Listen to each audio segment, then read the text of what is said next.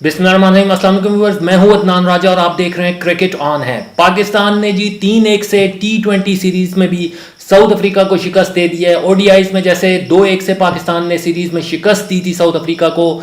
माना कि अच्छे प्लेयर्स उनके नहीं थे, टॉप 6 to 7 प्लेयर्स नहीं खेल रहे थे, लेकिन उसके बावजूद साउथ अफ्रीका की जो कंडीशंस हैं वो ज़्यादा मुश्किल हैं। फिर स्पिनर्स उनके पास स्पेशली तबरेज शमसी, लिंडा बड़ी अच्छी बॉलिंग वो कर रहे थे। थ्रू आउट सीरीज उन्होंने बड़ी अच्छी बॉलिंग की, लेकिन पाकिस्तान ने बिल आखिर कामयाबी हासिल की है। एक टाइम ऐसा आ गया था कि जब लग रहा था कि शायद साउथ अफ्रीका सीरीज 2-2 से बराबर कर जाएगा, लेकिन फिर फ़हीम अशरफ और मोहम्मद नवाज खड़े हुए, 15 रन उन्होंने जोड़े और उसके बाद जो है वो हसन अली आए और इस तरह मोहम्मद नवाज के 25 रन की बदौलत अहम 25 रन मोहम्मद नवाज ने जोड़े और इससे ये जो टैलेंट शो किया है मोहम्मद नवाज ने, मेरा ख्याल है कि एक तो बॉलिंग में भी वो अच्छी परफॉर्मेंस दे रहे हैं। आज उनको 4 ओवर्स में 40 रन पड़े, 1 विकेट ली, लेकिन थ्रू आउट उनकी परफॉर्मेंस जो है वो अच्छी परफॉर्मेंस है। मैं ये समझता हूँ कि टीम में वो रह सकते हैं, उनको रखा जाएगा, आगे कंटिन्यू उनकी जो है वो किया जाएगा। इमाद वसीम के लिए अब मुश्किलात जो हैं वो खड़ी हो गई है, लेकिन जो है वो दोनों में मुकाबला जारी रहेगा। नवाज को परफॉर्मेंस जो है वो आगे देनी पड़ेगी। लेकिन जी दोनों इनिंग्स की अगर बात की जाए तो जैसे ही 99 तक पहुंचती हैं दोनों इनिंग्स में टीमें, तो उसके बाद जो है वो विकेटें गिरती हैं। साउथ अफ्रीका का भी यही हाल हुआ, 100 पे उनके 2 आउट थे 12वें ओवर में, लेकिन 144 पे पूरी टीम जो है वो ऑल आउट होगी। तो इसी तरह पाकिस्तान की तरफ से जी फखर जमान और बाबर आजम की एक पार्टनरशिप लगी।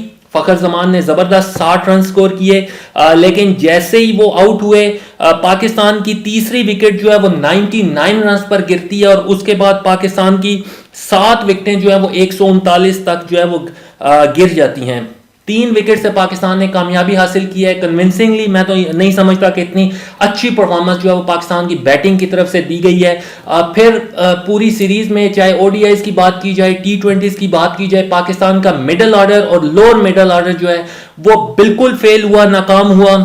इस T20 सीरीज में मैं आपको सिर्फ ये बता देता हूं कि पाकिस्तान के जो मिडिल ऑर्डर में मोहम्मद हफीज खेल रहे थे, हैदर अली खेल रहे थे, आसिफ अली को चांस दिया गया। पिछले मैच में उनको पहली बार सीरीज में मौका मिला, लेकिन उनकी बैटिंग नहीं आई, तो आज भी वो बिल्कुल नाकाम हुए। आसिफ अली 5 रन बनाकर, तो मोहम्मद हफीज ने जी 3 इनिंग्स खेली हैं 4 मैचेस में और सिर्फ 45 रन स्कोर किए हैं। हैदर अली ने जी 3 इनिंग्स खेली हैं 4 मैचेस में और सिर्फ 29 रन स्कोर किए हैं। जबकि ये परफॉर्मेंस रही है पाकिस्तान के मिडिल ऑर्डर की। और लोअर मिडिल ऑर्डर में तो किसी दिन फ़हीम अशरफ परफॉर्म कर जाते हैं, तो आज नवाज ने परफॉर्म किया है, लेकिन हमारा जो प्रॉब्लम रहा है वो मिडिल ऑर्डर का प्रॉब्लम रहा है। और आगे चलकर मुझे लगता है कि मिडिल ऑर्डर को ज़्यादा स्ट्रॉन्ग करने की ज़रूरत है, क्योंकि साउथ अफ्रीका की टीम जब पाकिस्तान आई थी तो उस वक्त इफ्तिखार खेल रहे थे, उसके अलावा जो खुशदिल शाह खेल रहे थे, हुसैन तल्लत खेल रहे थे, वो तीनों नाकाम हुए थे और उनको टीम से बाहर निकाला था चीफ सिलेक्टर मोहम्मद वसीम ने। सिलेक्ट नहीं किया गया था साउथ अफ्रीका के टूर के लिए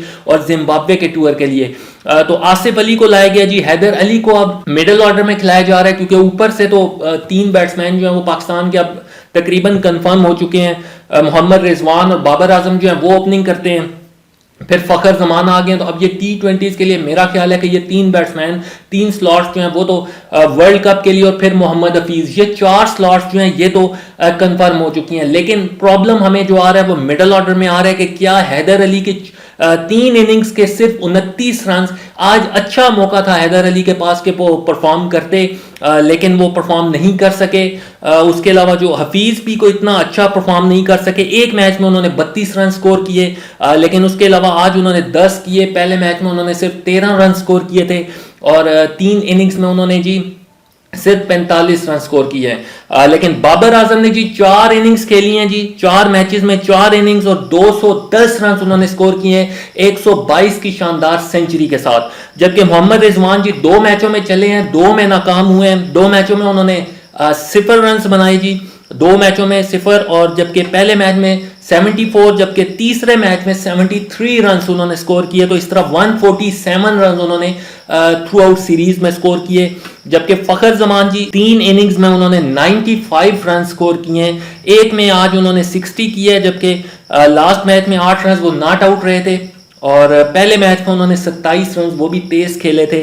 तो फ़खर की कारकर्दगी तो ओडीआईज में जैसे रही और अब जो है वो T20s में रही। तो जिम्बाब्वे के खिलाफ भी बज़ाहिर ऐसा लग रहा है कि जो टॉप 4 स्लॉट्स हैं वो तो अब यही खेलेंगी। बाबर आजम होंगे, रिजवान ओपन करेंगे, फिर फ़खर जमान आएंगे और उसके बाद मोहम्मद हफीज़ आएंगे। तो लेट्स सी के नीचे मेरा ख्याल है कि सरफराज अहमद को चांस देना चाहिए, क्योंकि जो टीम लेके गए हुए हैं अब उसमें एक सरफराज अहमद बचते हैं कि T20s में उनको चांस देना चाहिए। देखते हैं कि उनको खिलाया जाता है या नहीं। बॉलिंग में कारकर्दगी जी, आज Faheem Ashraf man of the match, ज़बरदस्त बॉलिंग उन्होंने की और दरमियान में आके जिस तरह उन्होंने 3 विकेटें निकाली थी और वही 3 विकेटें जो हैं वो उसने असर किया और साउथ अफ्रीका की टीम जो है वो 99 रन पर 100 रन पर 2 विकेटें थी और उसके बाद जो है 145-144 पर ऑल आउट हो गई थी। तो फ़हीम अशरफ ने जी 4 ओवर्स में 17 रन देकर 3 विकेटें ली हैं। उसके अलावा शाहीन अफरीदी ने आज अच्छी जो है इकोनॉमिकली बहुत ज़बरदस्त बॉलिंग की है, 4 ओवर्स में 19 रन देकर 1 विकेट। और हसन अली को पहले 2 ओवर्स में मार पड़ी, लेकिन उसके बाद फिर उन्होंने आके 3 विकेटें निकाली, 4 ओवर्स में 40 रन देकर 3 विकेटें। जबकि हारिस रऊफ ने जी 3.3 ओवर्स में 18 रन देकर 2 विकेटें ली हैं। तो बॉलिंग भी पाकिस्तान की अच्छी रही। जब तक 100 रन बनते थे उस वक्त तक तो मार पड़ी थी, लेकिन उसके बाद आके एकदम विकेटें गिराई।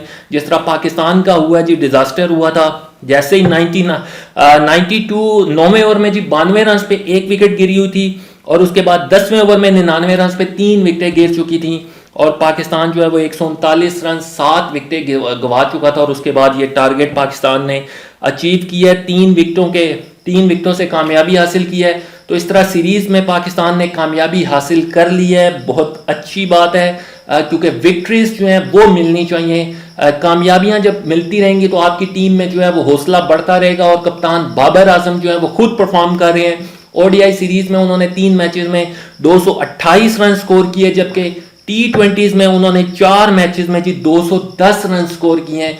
तो जबरदस्त कन्विंसिंगली परफॉर्मेंस जो है वो बाबर आजम जो है वो दे रहे हैं। तो जब कप्तान परफॉर्म कर रहा है तो मैं ये समझता हूं कि फिर टीम के बकिया लड़कों को जो है वो परफॉर्म करना पड़ेगा और साथ साथ करते भी आ रहे हैं। तो मैं ये समझता हूं कि पिछले 10 से 15 साल की जो पाकिस्तान की जो नेगेटिव अप्रोच थी, डिफेंसिव अप्रोच थी, उसको चेंज करने के लिए बाबर आजम के रन्स करना बहुत जरूरी है। क्योंकि साथ साथ जो है बाबर आजम को कप्तानी में भी जो है वो एग्रेशन वो शो कर रहे हैं आहिस्ता आहिस्ता। तो आहिस्ता चलते चलते जो है वो बाबर आजम सीख रहे हैं। टाइमली देखते हैं कि बाबर आजम जो है वो कितना लंबा अरसा जो है वो पाकिस्तान को एज ए कैप्टन सर्व करते हैं। उनकी ये जो परफॉर्मेंस है, अगर वो अपने ऊपर प्रेशर नहीं ले रहे तो ये अच्छी बात है। ये सबसे अच्छी बात है कि वो प्रेशर में नहीं आ रहे।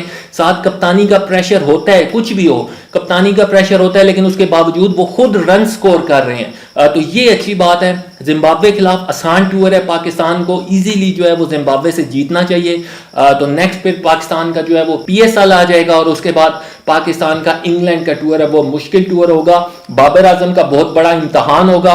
नेक्स्ट देखते हैं जी पाकिस्तान जो है वो जिम्बाब्वे के खिलाफ कैसे जो है वो परफॉर्म करता है। नेक्स्ट वीडियो के साथ मिलते हैं। अल्लाह हाफिज।